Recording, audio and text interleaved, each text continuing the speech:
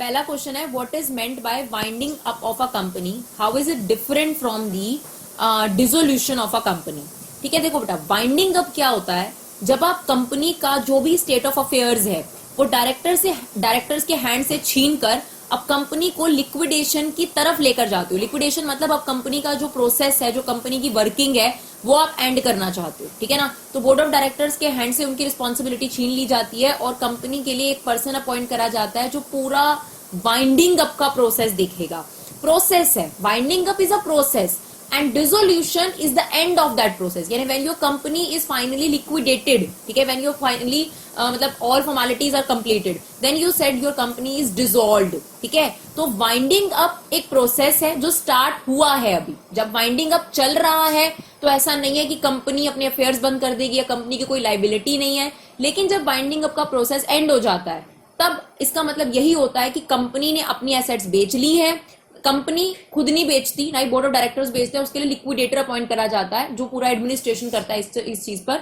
यानी क्या करा जाता है, जितनी भी एसेट्स होंगी उनको बेचकर पैसे लिए जाएंगे, उस पैसों से जितने भी डेट्स हैं कंपनी के, जितने भी उधार है कंपनी के, वो पे ऑफ करे जाएंगे। ठीक है, और जितना भी लोन वोन पे करना है वो सब पे करने के बाद अगर कुछ बच जाता है कंपनी के पास, तो जितना भी मनी बचा, रेजिडुअल मनी जो बचा, वो जो शेयर होल्डर्स हैं कंपनी के, उनको उनकी होल्डिंग के हिसाब से वो पेमेंट जो है वो दे दी जाती है। ठीक है, तो finally this is the process of winding up. तो winding up of a company is the process whereby its life is ended. जैसे अगर कंपनी जब बनती है तब प्रॉपर उसको एक बर्थ सर्टिफिकेट दिया जाता है, बिल्कुल सेम तरीके से यहाँ पर उसका एक तरीके से एंड हो रहा है या डेथ हो रही है तो यहाँ पर भी उसको एक डेथ सर्टिफिकेट इशू हो जाएगा, जैसे एक इंडिविजुअल के केस में होता है। इसे भी तो पर्सन माना जाता है ना कंपनी को, ये एक आर्टिफिशियल पर्सन है, यानी इसकी भी एग्जिस्टेंस होती है और इसको भी जो है वो हटाना पड़ता है। तो जब ये रजिस्टर करवाते हैं अपना इनकॉर्पोरेशन का सर्टिफिकेट या सब चीजें जो भी करते हैं, तब इनको एक सर्टिफिकेट दिया जाता है और उनका नाम